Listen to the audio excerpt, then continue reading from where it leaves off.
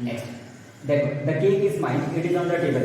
एक subjective case दिखाया, एक ऑब्जेक्टिव केस दिखाया, एक पॉजिटिव केस दिखाया, एक फिर सब्जेक्टिव दिखा रहा है, लेकिन नॉन लिविंग वाला दिखा दे रहा है। तो सब जो यॉनर है ना उसको कवर कर देंगे। देखो, the cake is mine, it is on the table.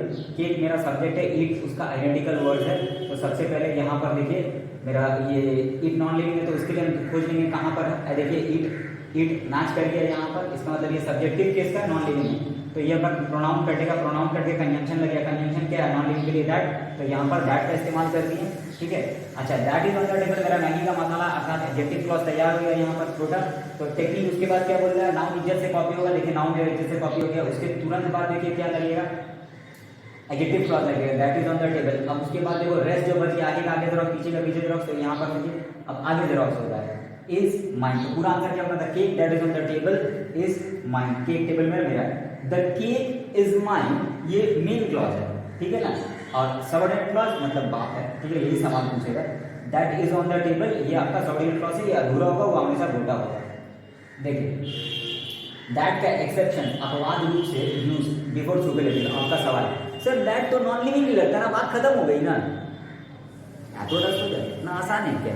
देखो तो दैट का एक्सेप्शन का मतलब अपवाद रूप से कहेंगे और भी लग सकता है। रोज जैसे तुम लोग भात खा रहे हो, शनिवार को मान लो खिचड़ी खा लिए, तो वो एक्सेप्शन में आया, ठीक है।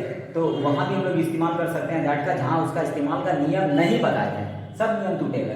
देखो ये टेक्निक जाने दो, सब पुराना टेक्निक हो गया। She is the tallest girl, I know her, वो सबसे लंबा लड़की, हम उसको जानते हैं। देखो लड़की मेरा नाम है, हर उसका प्रोनाउन है, तो यहाँ पर आइडेंटिकल वर्ड्स हम खोज लिए। अब मेरा प्रोनाउन यहाँ पर हम लोग को काटना पड़ेगा। तो ये देखिए हर और हर यहाँ मैच हो गया, हर हर महादेव, ठीक है। तो इसका मतलब ये ऑब्जेक्टिव केस है, ऑब्जेक्टिव केस में इंसान के लिए हुम लगेगा तो प्रोनाउन कैंसिल, और उसका बदली कंजंक्शन लगेगा। कंजंक्शन का पोजीशन बताए थे, जो इसको आप ऑब्जेक्टिव क्लॉज बना रहे हो उसका सबसे पहले वही यूज होगा। देखिए हुम आई नो, ये तैयार हो गया आपका मैगी का मसाला, एडजेक्टिव क्लॉज तैयार हो गया। उसके बाद टेक्निक क्या था कि नाउन सबसे पहले उतरेगा, तो देखिए इज्जत से नाउन उतर गया। उसके बाद ये वाला whom I gave $100, ये उतर जाएगा, ठीक है। इल्ले रॉन्ग हो गया, कैसे रॉन्ग हो गया सर, तो ऐसे रॉन्ग हो गया। देखिए रेस्ट सब पीछे कॉपी हो गया, ठीक है। यहाँ तक तुमको फाइन एंड गुड इनफ लग रहा होगा, लेकिन पिक्चर है बाकी है मेरे दोस्त। देखो टॉलेस्ट तुम्हारा सुपरलेटिव है, ठीक है, डिग्री का वीडियो में आके देख लेना, ठीक है। तो ये आपका सुपरलेटिव डिग्री है, सिर्फ उसी वजह से यहाँ पर घूमने लगेगा एक्सेप्शन से, तो यहाँ पर कहा लगी, ठीक है, बोलना नहीं। नेक्स्ट देखो बिफोर ऑर्डिनल्स, अब कमजोर स्टूडेंट लोग, सर ऑर्डिनल्स मतलब get back to class KG then, अरे 1 2 3 4 ये सब क्या नंबर्स है। और ये ऑर्डिनल नंबर्स क्या होता है, ऑर्डिनल्स मतलब first second third fourth fifth, इस तरह से जो होता है वो आपका ऑर्डिनल्स नंबर है, ठीक है। देखो उसके आगे भी वो एक्सेप्शंस का दैट लगेगा। Riya is the second girl, I know her, तो देखिए लड़की और यहाँ पर हर दोनों आइडेंटिकल, हम पहले उसका पहचान कर लिए। उसके बाद क्या करेंगे, यहाँ पर से ये प्रोनाउन को कैंसिल करना, कैंसिल कर दिए, तो लेकिन कैंसिल तो कर देंगे, उसका बदले में इस्तेमाल का होगा। देखिए हर हर मैच हो गया, यहाँ पर ऑब्जेक्टिव केस, इंसान के लिए ऑब्जेक्टिव केस में देखिए हुम लग रहा है, तो कंजंक्शन में सबसे पहले हुम लगेगा, इसको काट के हुम आई नो, ये एकदम इजी है तुम लोग के लिए। सबसे पहले नाउन चूंचा उतर गया, इज्जत से स्ट्रेट कॉपी हो गया, उसके तरह एडजेक्टिव क्लॉज यहाँ पर कॉपी हो गया। अच्छा रेस्ट पीछे कॉपी हो गया। तुम्हारा सवाल सर ठीक है ना, फाइन एंड गुड इनफ, ठीक लग रहा है ना देखने में, मात खा गए। कैसे मात खा गए, ये देखिए सेकंड यहाँ पर जो है ऑर्डिनल्स है, ठीक है, और जो 1 फर्स्ट सेकंड थर्ड फोर्थ बोले थे वो, अगर ऑर्डिनल्स रहेगा तो यहाँ इंसान होने के बावजूद भी जो उसका मेन नियम है होम बैठने का, नियम टूटेगा, ठीक है। और यहाँ पर होगा दैट, इसको हम लोग बोलते हैं अपवाद, एक्सेप्शन, ठीक है। देखो उसके बाद दैट का एक्सेप्शन यहाँ पर इंडेफिनाइट प्रोनाउन है। इंडेफिनाइट का प्रोनाउन का मतलब जैसे तुम लोग भीड़ में खड़ा कर पीछे से चपत मार दिया, कौन मारा भाई, कौन मारा किसको पता, पर कोई तो मारा होगा, ठीक है ना, वो है। जैसे कि ऑल, एनी, नो, सम, इस तरह से लगता है, ठीक है। देखो तो ये पुराना बात हो गया। रिया इज द सेकंड गर्ल, ठीक है। अच्छा इसका तैयार नहीं हुआ, इसको रहने दो। नेक्स्ट देखो दैट का एक्सेप्शन अपवाद रूप से यूज होगा, it plus be plus noun pronoun यहाँ पर लग जाएगा, ठीक है ना। ये एक स्ट्रक्चर है, ये स्ट्रक्चर में हमेशा वो दैट का ही इस्तेमाल होता है। देखो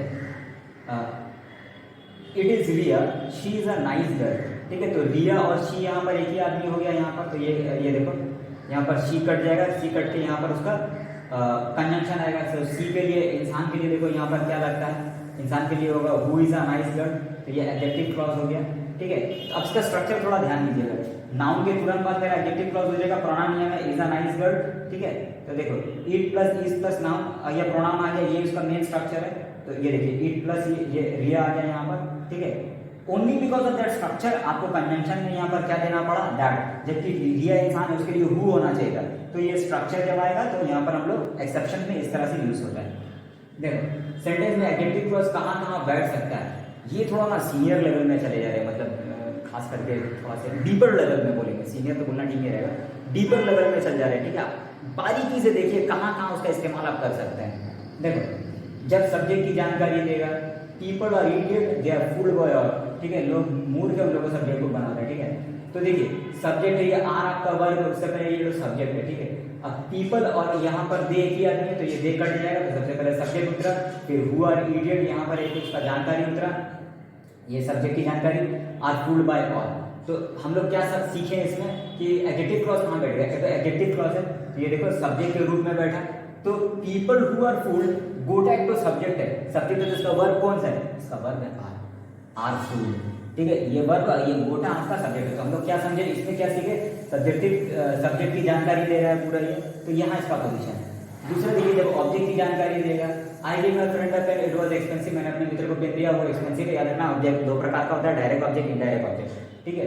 तो माय फ्रेंड यहाँ पर इनडायरेक्ट ऑब्जेक्ट है, ये डायरेक्ट ऑब्जेक्ट है, चाहे कि आप लोगों को सिखा दे रहे हैं। जिसको ऐसा समझ लीजिए मैक्सिमम जो पर्सन जो होता है ना वो आपका इनडायरेक्ट में आता है, और जो मतलब नॉन मीनिंग ज़्यादातर होता है वो आपका डायरेक्ट ऑब्जेक्ट में आता है। अभी के लिए इतने जो समझ लीजिए, ठीक है, ज़्यादा डिटेल में नहीं है। तो पेन और ईट यहाँ पर एक ही चीज़ है, तो यहाँ पर ईट कैंसिल हो जाएगा, आई गेव माई फ्रेंड, ठीक है। अब डायरेक्ट ऑब्जेक्ट क्या है, पेन, विच वॉज एक्सपेंसिव, तो जो यहाँ पर एक्सपेंसिव था, तो यहाँ पर देखो I gave my friend a pen which was expensive, तो ये एडजेक्टिव ऑब्जेक्ट की जानकारी दे रहा है, ये पेन की जानकारी दे रहा है, ठीक है। अच्छा, I gave my friend a pen, he is poor. अब देखिए ये गेव वर्ब है, ये इनडायरेक्ट ऑब्जेक्ट है, और ये देखिए फ्रेंड और ही एक ही आदमी है, तो वो प्रोनाउन कट जाएगा यहाँ पर। इसमें डायरेक्ट और इनडायरेक्ट ऑब्जेक्ट क्रॉस होगा और प्रेपोजिशन टू ऐड होगा। जैसे तुम लोग को याद होगा एक्टिव पैसिव में भी जब आप इनडायरेक्ट ऑब्जेक्ट पहले लेते हो तो वहाँ पर टू का इस्तेमाल हो जाता है। देखो आई गेव, अब ये क्रॉस होने के लिए बोले थे, सबसे पहले पेन इधर आएगा, उसके बाद टू ऐड हुआ प्रेपोजिशन का, उसके बाद देखिए माई फ्रेंड इधर पर आया, हु इज पुअर। अब ये करना क्यों, ये क्रॉस करना क्यों जरूरी था, क्योंकि ये देखिए एडजेक्टिव क्रॉस ठीक किससे पहले बैठेगा, उसी को जिसको वो मॉडिफाई कर रहा है, मतलब जिसका जानकारी दे रहा था, माई फ्रेंड का जानकारी दे रहा था, यहाँ पर पेन का जानकारी दे रहा था। तो ये सारी बातें ना वो आपका ऑब्जेक्ट हो गया। देखिए आई गेव, ठीक है। अब ये देखिए my friend a pen which was expensive, ये गोटा एक तो ऑब्जेक्ट का काम करता है। इधर देखिए गिव आपका मेन वर्ब है, a pen to my friend who is poor, ये गोटा एक तो ऑब्जेक्टिव का काम कर रहा है। तो इसका मतलब हम लोग ये क्या समझे, जो ऑब्जेक्ट की जानकारी दे रहा हो, तो पहले सब्जेक्ट बताया फिर ऑब्जेक्ट बताया। अब देखिए थर्ड में क्या आएगा, कॉम्प्लीमेंट। कॉम्प्लीमेंट मतलब जो परिपूरक बोलते हैं, जो पूरा करता है सेंटेंस को। जैसे कि राम है, राम क्या है बोलना पड़ेगा ना, राजा है, फुटबॉल प्लेयर है, क्या है। तो देखो Pratap was a king, he was famous for his valour, valour का मतलब साहस होता है, ठीक है। महाराणा प्रताप बहुत तेजस्वी राजा थे, ये बताया। तो देखिए वॉज यहाँ पर आपका वर्ब है, ठीक है। और ये किंग जो है कंप्लीटमेंट है, अगर किंग को बंद कर देंगे वॉज, तो देखो सेंटेंस बन नहीं रहा है, तो ये आपका कंप्लीटमेंट ऑब्जेक्ट नहीं है। ऑब्जेक्ट होता तो फिर वॉइस ही नहीं था। देखो किंग और ही यहाँ पर एक ही आदमी, प्रताप वॉज, ये देखिए। अब कंप्लीमेंट को हम लोग करेंगे तो जिसको हम लोग मॉडिफाई करेंगे उसका पूरा विस्तार यहाँ पर आएगा।